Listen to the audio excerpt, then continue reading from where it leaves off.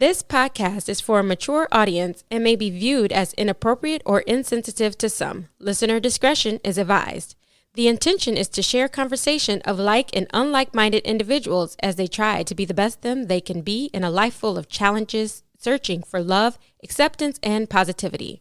Call 669-241-1422 and share yourself or catch up with Sweet Baby J for an anonymous face-to-face interview. Feel free to call in with questions, stories, thoughts, or anything you would love to talk about and share. Nothing is off the table when talking sweet with Sweet Baby J at 669-241-1422. Once again, as always, it's a no face, no case scenario here on Talkin Sweet. We have this young lady here who has been through some things. Soldier of fortune. How you doing, young lady? I'm good. How are you? It's always a great day to be me. I live like it, and we all should live like that. We know each other from a past life. Yes, we do. Yeah, right? When definitely pre-COVID. Yes. Pre-COVID, pre-SARS, pre a lot of stuff. Wow, that was really a long time ago. It was. We're going back a long time. A long time, yeah. So we were in Iraq together as MPs. How was that for you, just being a soldier in the military? We hear so much about what's going on in these military bases these days, from the soldier that was killed because she had a sexual harassment charge against somebody and the dude couldn't handle it. And it's just wild what's going on these days. It's definitely, I would say, not easy being a woman in the military by any means. It all depends on your MOS as well. Being a combat MP, we didn't have many female MPs. We had females in our unit, but they were admin. So so when you're in a male dominant MOS, that's a little difficult to begin with because even though you're all brothers and sisters, there's some competing one way or another, whether it's for promotion or position or whatever it may be.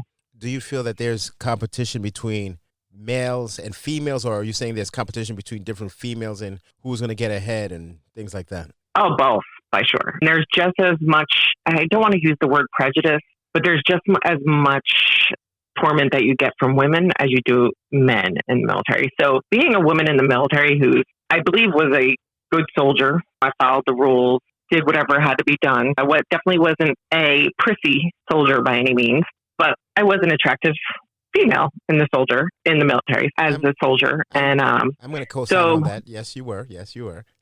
Thank you. So you get it from women as well. So when women see you and they give you a hard time because you're attractive, especially women of higher ranking, they give you a harder time, whether it's to make you stronger, to say, hey, I know I've been through this. I know what's coming along and I'm doing this to you to make you a stronger soldier, a stronger woman in the military, or whether it was just pure. I would say from certain, how it's approached. Yes, because I had women who were above me who approached it correctly and were like, listen, this is the way it's going to be. This is how you have to do it. If you want to get anywhere in the military, you want men to listen to you, whether they're your fellow soldiers, other units, or civilians that we had to deal with. This is how you have to be. And I did appreciate that very much. But you also had your ones that were very just jealous and wanted to embarrass you in front of other soldiers so they can know that, hey, I'm above you. I can tell you what to do and I'm going to embarrass you. They were trying to put you in your place. There's many instances. Yeah. And there's many instances I can think of.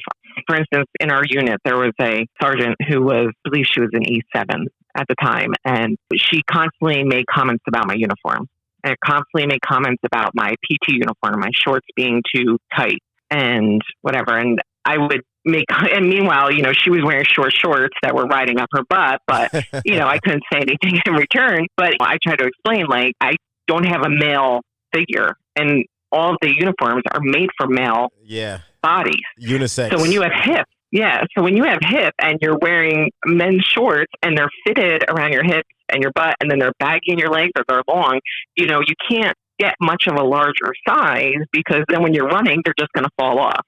So it's not like we did stuff on purpose, it's just the way the uniforms were fit. Or I can honestly say I never even thought about the fact that the uniforms fit differently for females as they do for males. I never even considered that.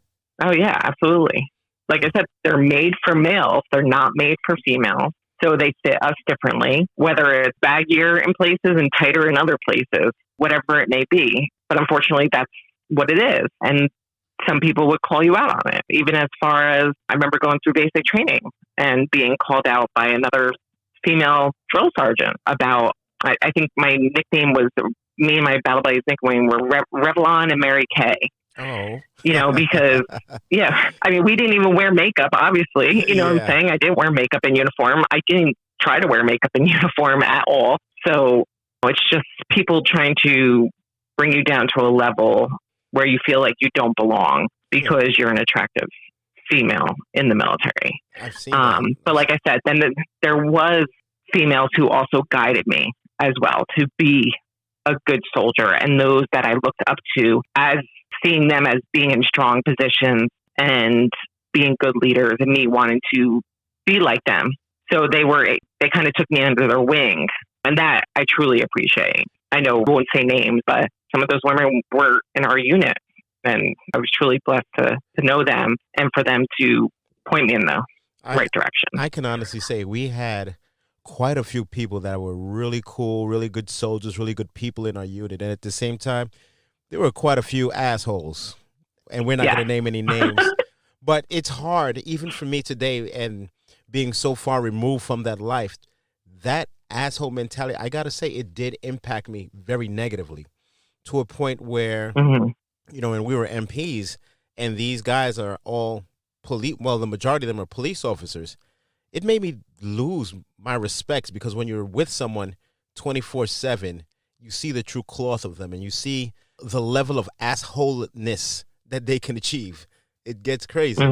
Yeah, well, I was not involved with any of that, but I did see that if you were being an MP, if you were also a police officer in the civilian world, there was that brotherhood seemed to come before your military brotherhood.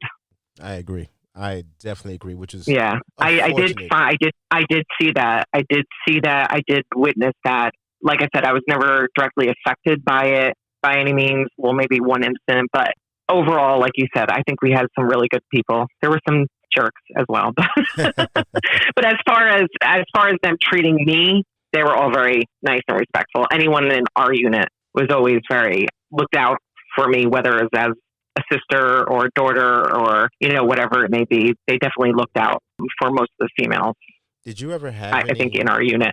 Did you ever have any situations in which there was negativity sent directly at you, not just as far as from a commanding officer or sergeant as in guiding you or jealousy, but was there ever any type of sexual harassment type things that happened to you while in the military?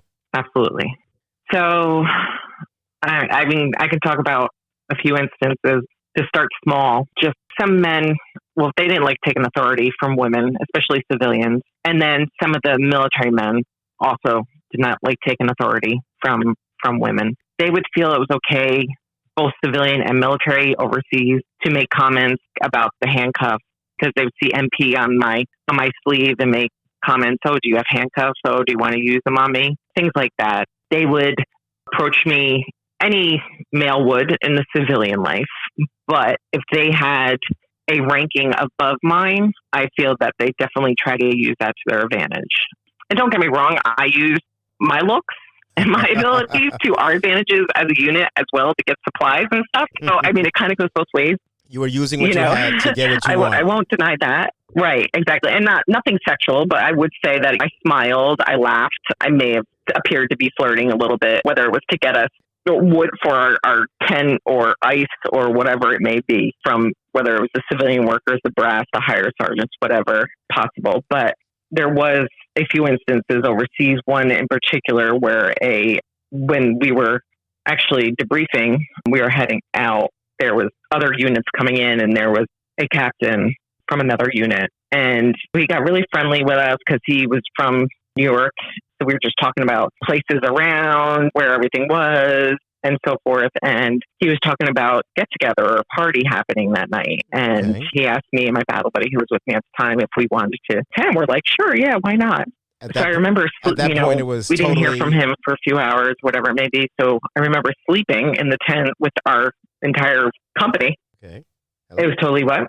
Oh no, I was saying it was totally platonic. There was no Yeah. innuendos or anything at that moment. No. It was just myself, my battle buddy, talking with him. I wasn't looking for anything. There was no flirtation. It was just like friendly conversation. We were both invited. And then we were sleeping, and he actually came into the tent to find me with a flashlight to wake me up to be fire. And I was like, at this point, I was a little taken off guard, but I was like, oh, okay. And I walked out, and we were going to this party of some sort, of this get together, I shouldn't say. I guess there really no parties over there. Not how we think of parties now. No parties in Iraq. And I get there and I walk into this tent. And it was an empty tent, and it had chem lights hanging from it and everything. And there was a cot, and there was a blanket on the floor, and a pillow, and all this stuff. And I'm like, what is going on? He was setting the mood. Yeah. And at that point, he started to try to do certain things and get such feeling. And I would be like, oh, no. I really think I should get back. And I would try to walk away. He would grab me. Like, he was very slick about it, like very nice about it in the beginning, until he started getting aggressive. He started getting aggressive and trying to bring me to the floor. And I mean, you know me well enough that that's not going to happen. I'm shocked. Did you put him in a chokehold? You know, I heard you was good for your wrestling. Yeah. I mean, it kind of took me off guard, and I didn't know how to react, because as a female, I hate to say it, but it does go through your head. Did I ask for this? Did I give him the wrong signal? Even though it's brief. I'm sorry, I'm getting a little like choked up here. As a female, it does go through your head. Even though you did nothing wrong, like, it does go through your head that what if? You know, you second guess yourself. What did you do? Did I ask for this? Yeah, what did you do that would have initiated this? Why are we here? Right. Wow. Like, was I just my normal, bubbly, nice self? I was always smiling, you know, even in the roughest of times, I was always smiling. So I'm like, you know, sometimes people took my niceness as flirting, you know, but it wasn't, you know, it was just me being nice. And I would do the same smile to a girl that I would a guy. There was, needless to say, I got out of the situation. But there was a few situations, not quite as severe as that, but still not called for, out of the blue, including, I mean, I had a female touch me in the shower naked. How does one get so bold? Yeah, exactly. I don't know. I mean, I understand civilians thinking, because being an athlete and being like into sports and stuff like that, and the way I am not a sissy by any means, but I wouldn't say, like, I still wear makeup, I dress up nicely, I do whatever. I also wear sweats and put my hair in a ponytail. But more people in the civilian life would think that I was gay or lesbian, homosexual, whatever it may be, because I was in the military, which there's nothing wrong with that, but I wasn't. I'm a straight female. But I guess other females in the military would feel that there was more to it than that. Gay. Yeah. So I don't know. I don't know if they just thought it was. I mean, these weren't females I knew. These were females from other companies who, and this way, you know, when we finally got showers, which we, you know, wasn't until the end when we got those Connex showers. Exactly. Like, how long did we go? 11 months without shower, like actual Connex showers. The fact that you want to touch me is beyond belief. Besides that, we were taking showers with bottles of water at first. Yeah, and in that same shower room, it happened twice with two different females. Like, one time, I was washing myself, and another female came up to me and decided that she wanted to touch my tattoos, which are not in areas where you would touch someone without asking. And it kind of caught me off guard. And another time was in the shower, and a woman walked in and with water bottles in her hand, like you said, because there was no actual showers. We were using water bottles in the shower heads. That's before they actually hooked up the plumbing, but the connexes were up and working. And she started asking me to pour these water over her while she was rubbing herself in front of me, and then wanted to do that to me. And I was like, no, thank you. A lot of movies start like that. Yeah. So, I mean, it kind of does. I mean, women just are a little more gentle about it, I guess, but it does happen, you know, and I think that sexual harassment. Yeah, exactly. That bold. Not the movies I'll let my kids watch, for sure. Exactly. But sexual harassment, that bold. So what I'm hearing is that it definitely does come from both sides. Yes. Yeah. And I never really brought it up to, like, I would like tell my battle buddy, oh my goodness, you know what, this happened to me, you know, and when it happens with another female, you don't think of it as badly as with another male. Like, this happened to me. Like, even when the incident happened with that captain, like, we were going to be leaving. I did not want to risk us not leaving. I thought it was going to hold up the process. I was afraid that all of you guys, my brothers, if they found out about it, would go find this guy and like give him a beat down, which would cause us not to leave. And you know that would have happened. I was afraid. So. Yes. And I was afraid our brats would, I was just so afraid of us not coming home after so long that I never opened up about it. Does that ever run through your mind, the fact that you never brought it up, and that maybe he has tried this to someone else? Absolutely.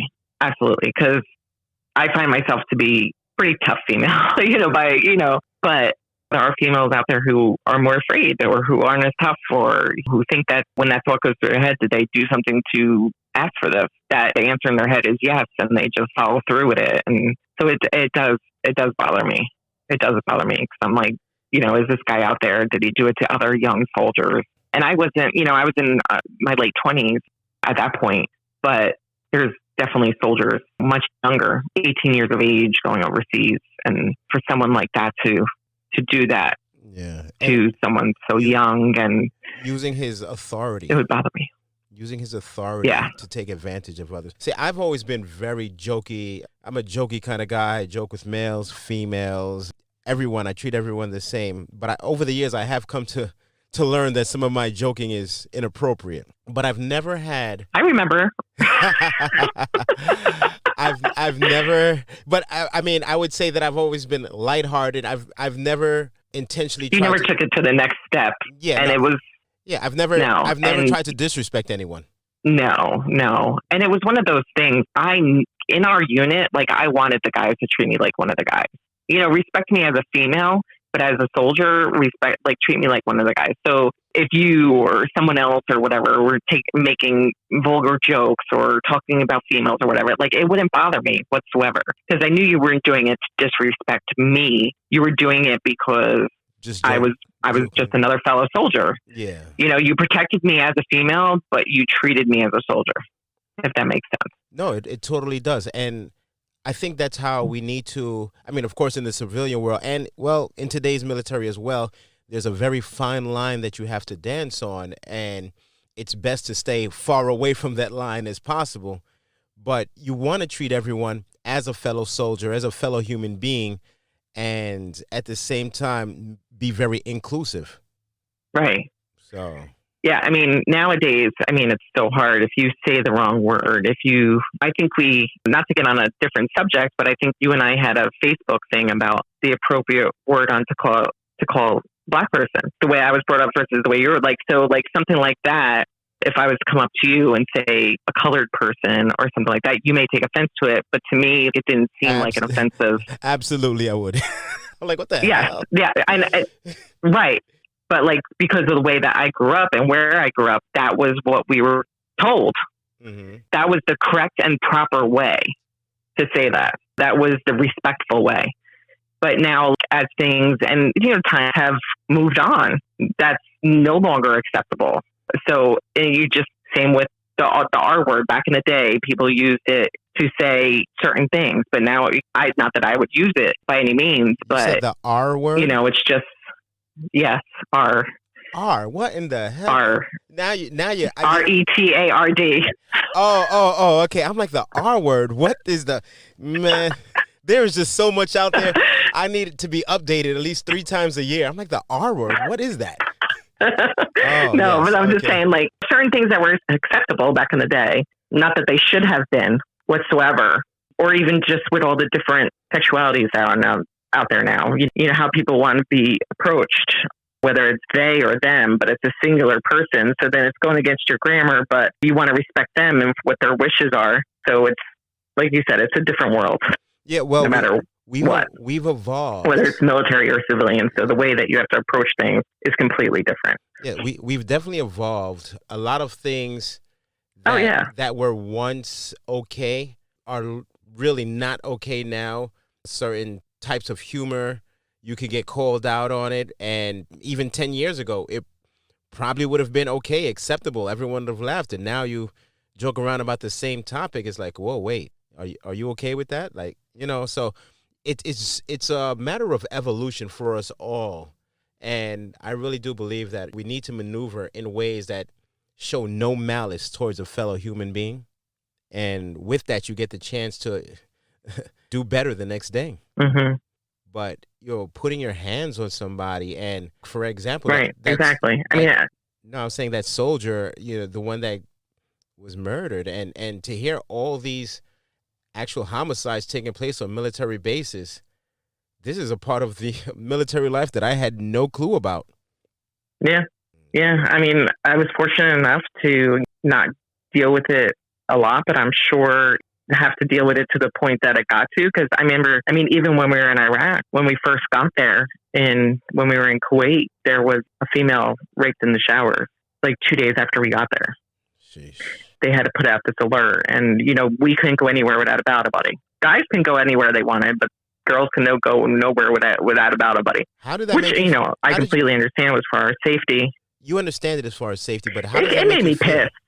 Yeah, I was pissed, not at them trying to protect us. I was pissed because and this is before that incident happened to me. I was like, I don't want to swear, but have that MFer come to me, come try that with me in the shower.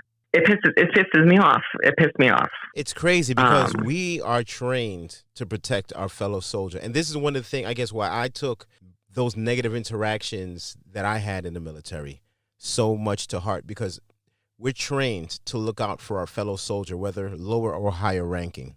And I really took that to heart. For me personally, when I left to go to Iraq, I literally felt like I would jump on a grenade for any one of my brothers or sisters in arms. That's literally how I felt. And the way that I was treated by some in the chain of command, by the time I left, I can honestly say the reason why I left the military is because I now knew what it felt to have hate in my heart. And it wasn't towards the people that we were supposed to be in confrontation with. It was with the fellow soldiers. And that's not me. It pissed me off that I was driven to feel that way, and I had to get out because of it. We're not trained like that. We're trained to look after one another. So how do you take advantage or use your ranking or whatever status that you may feel you have to flex on another soldier? I will never understand that. No, because it's supposed to be a brotherhood, a sisterhood, a family. You're supposed to look out. You're supposed to have my back. I'm supposed to have yours, no matter what unit, no matter what branch, no matter what anything. And that's how it should be in all of our civilian life as well. But unfortunately, it's not. It's not. You have your assholes and you have your people who think they're above everyone else. And then you just have your evil and mean people. I recall those gatherings that we would have, because we won't really call them parties because we were in combat. But the military is full of gang members, different gangs. People would not know this really, but there are a lot of Bloods, Crips, whatever different type of gangs, sets that, these people actually joined the military. And I remember being at some of these events, and we would see people dancing and throwing up all these signs, and it was just weird to me, because here we are, we have all these weapons on us, all this ammunition, and if these people were doing the same thing back in their neighborhoods, it would possibly end in a shootout. But here, we are trained to be brothers and sisters in arms and can look beyond that. I just don't understand, why is it that we can't just look at each other as humans and live beyond that in the civilian world? Yeah, I agree. I 100% agree.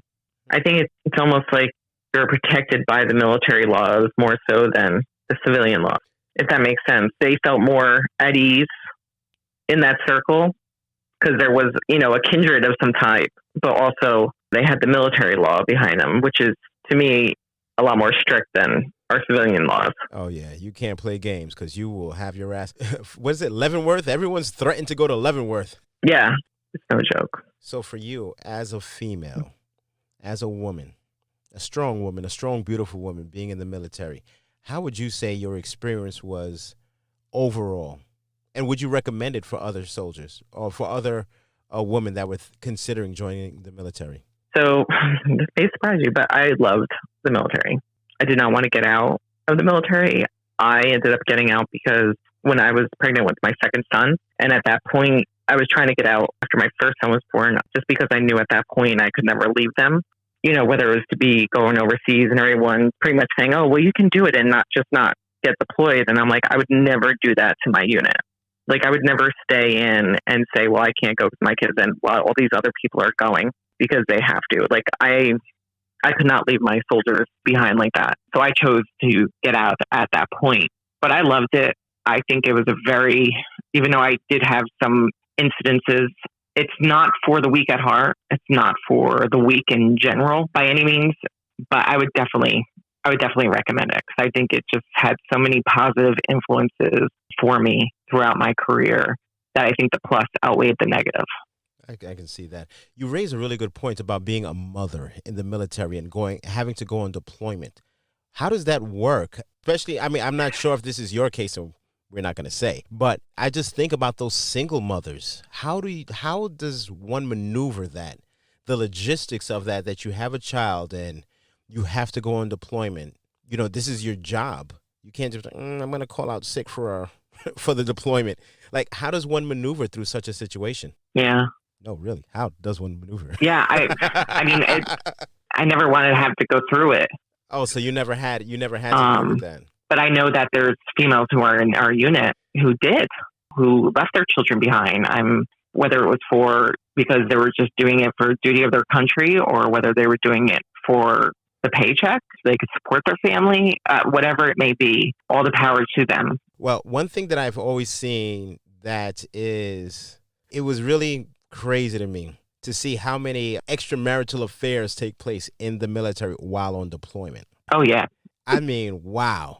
It was like it was just like it's the normal thing to do. It was crazy, especially when you see it happen in the higher commands or in your chain of command, and you're here trying to be a great soldier. You're not doing anything wrong, and then you see this person is sleeping with that person, and that person sleeping with this one, and everyone's married. And you're like, yo, wait a minute. And you're telling me that I need to do this and that, you know, and you're doing this. It was really wild to me. Yeah. But do you think it's difficult to be in a relationship while on deployment and not stray? I wasn't in a relationship while we were overseas. Yeah, but I definitely feel that I witnessed definitely a lot of it. I also witnessed, you know, men and women who were completely faithful. So it's not everybody, but I do always forewarn people.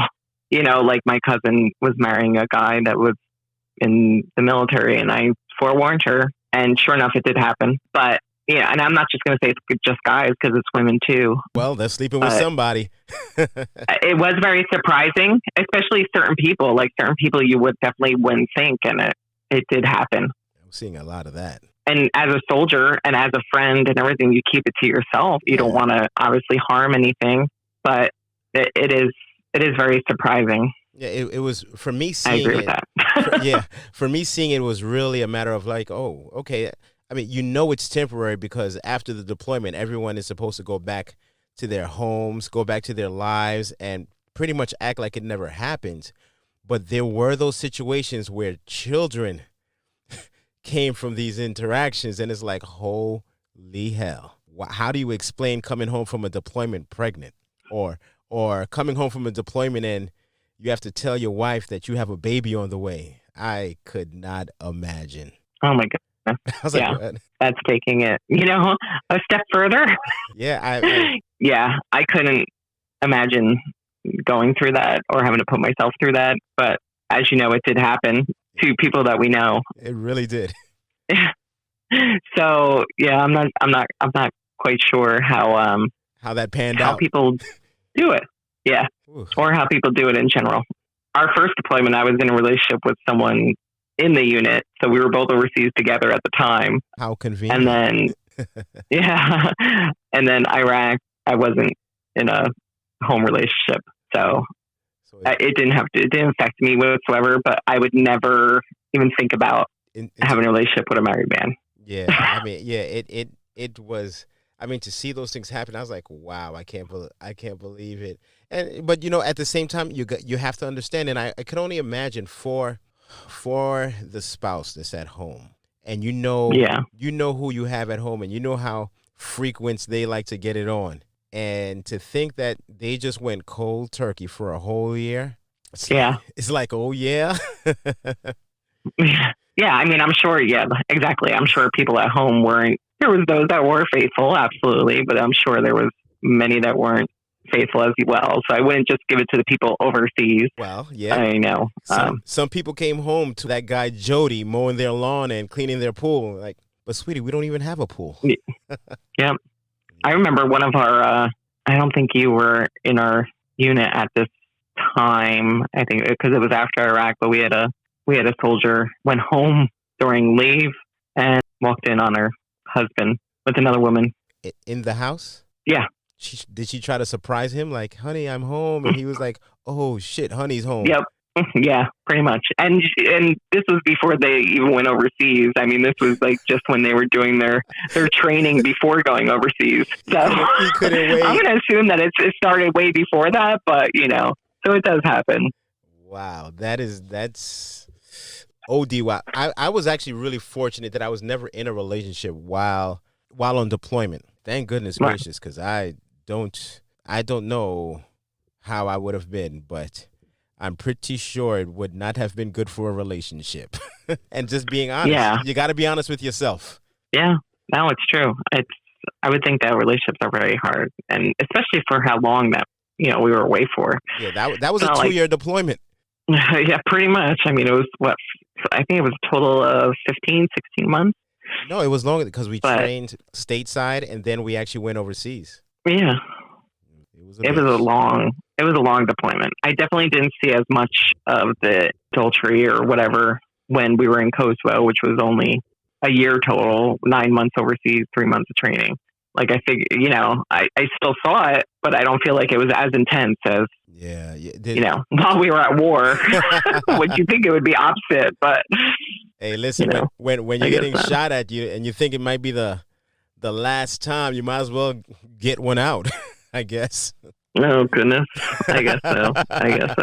Man. I mean, it is what it is. I mean, everyone's going to find comfort somewhere. I did. I just wasn't in a relationship. Well, just, or went into wasn't one a married man, but for me, like you, I don't know what I would have done. For me, I was actually sort of on the tail end of a relationship. And I wanted to get back home to really just solely to tell this young lady, F you. So, just because of how we broke up. And I was pissed throughout that whole deployment, just the way how things transpired. And I actually had to wait quite a while just to even confront those things. So there are so many things that go down for the mental state while on a deployment. So now when I hear people say, thank you for your service, I really say, don't just thank me, thank the family.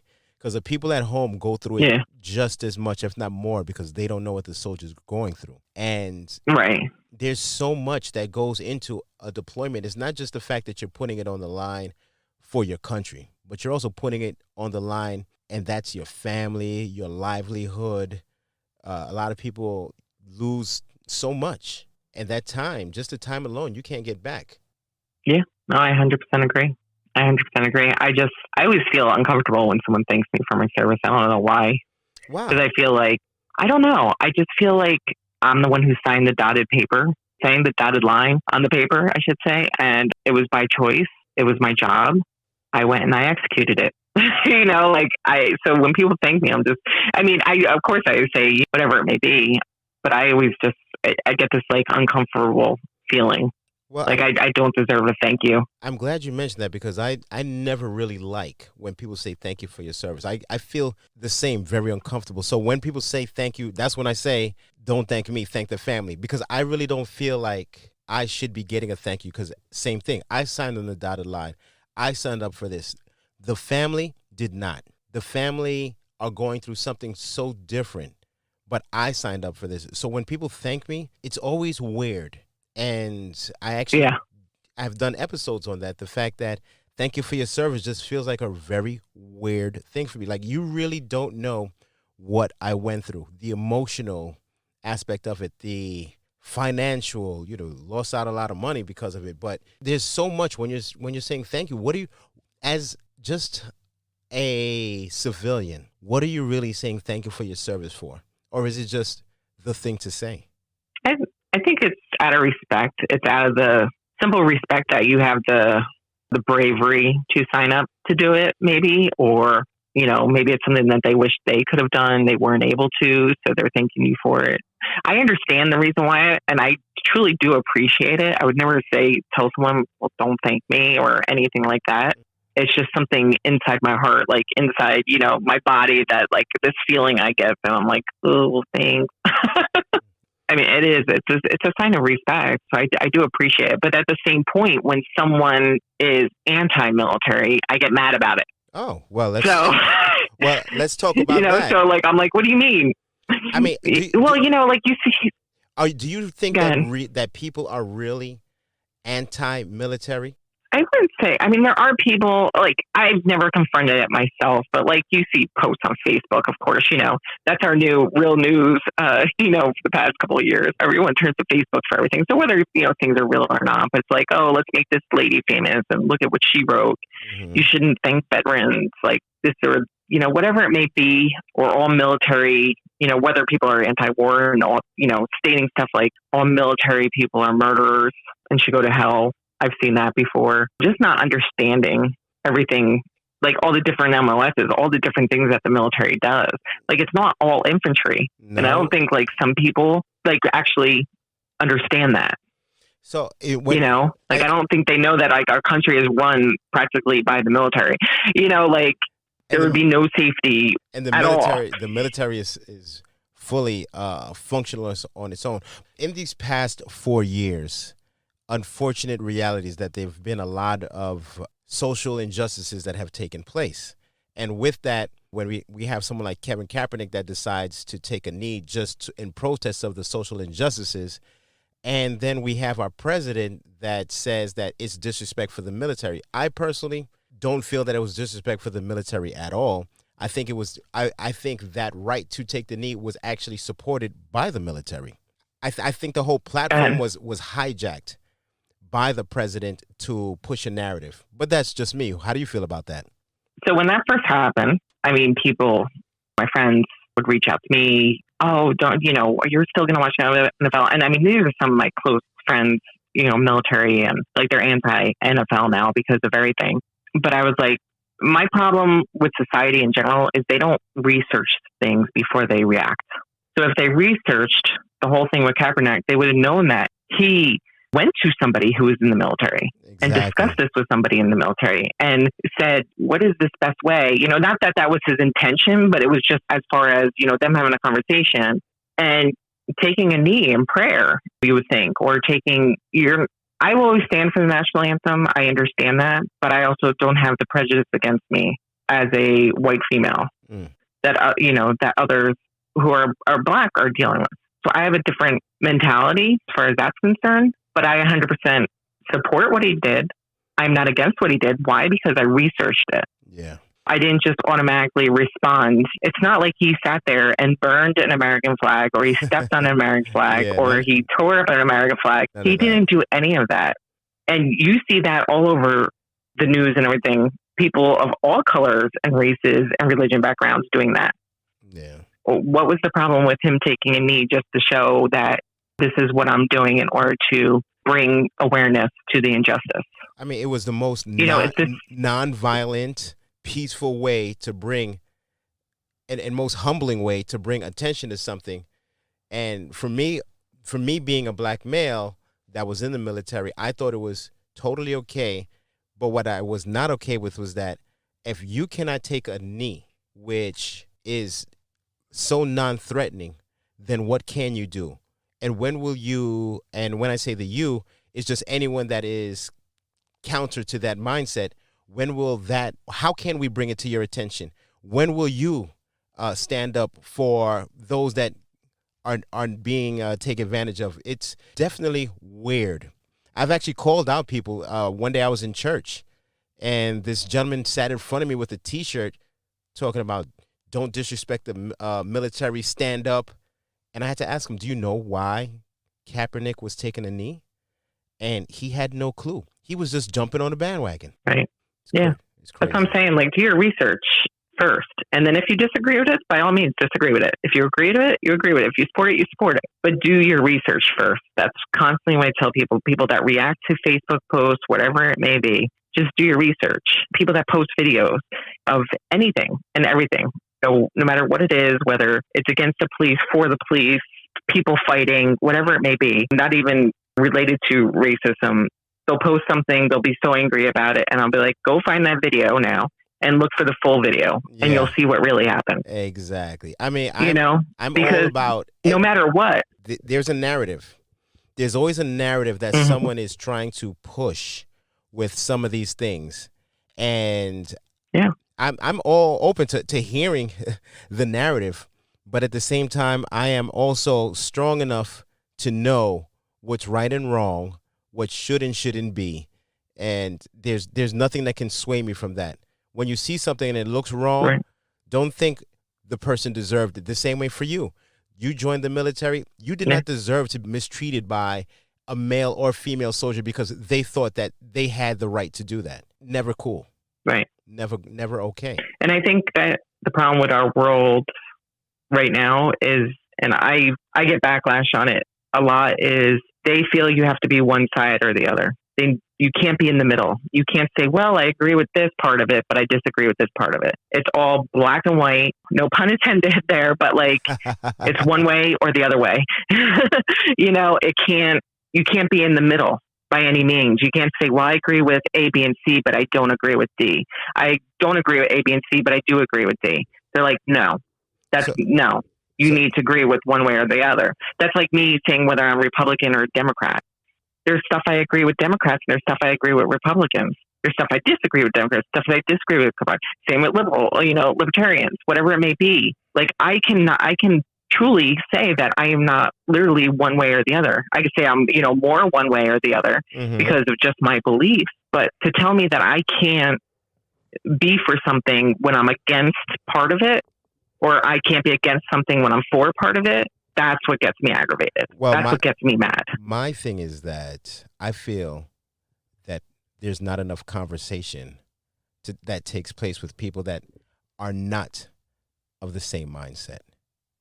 So like-minded people are going to have like-minded conversation, and they will build on that and build on that. And next you know, they're extremists on that mindset because they've put the battery in each other's back. But have those conversations with people that have a different mindset so you could understand more of how the other side thinks. There's not that one is right and one is wrong. But when you have that conversation, you allow the opportunity for understanding, to be human. Well, that's the problem, is that people don't converse nowadays. They hide behind their text messages and their Facebook posts and their Facebook responses. Because I guarantee you approach the person on the phone and you speak to them, or you approach them in person, you ask them a question, they're not going to be like that. Yeah, I 100%. They're not going to be as argumentative. I know that for a fact. But listen here, young lady, I'm going to have to say, I really appreciate you for talking sweet with Sweet Baby J. You kept it anonymous, but yet you shared so much about your personal life. And I'm going to have to say, not only do I thank you, but I thank your family, not just for the service, but also for signing on the dotted line where so many others couldn't. Thank you for your bravery. Well, thank you. You did the same. Damn straight we did, girl. And we did it together. Yes, we did. Yes, we did. Once again, you're talking sweet with Sweet Baby J. It's a great opportunity to speak with a strong person, and we out. Well, thank you. It was nice speaking with you. Oh, no. Stay in touch. Yeah, no doubt. That's about it.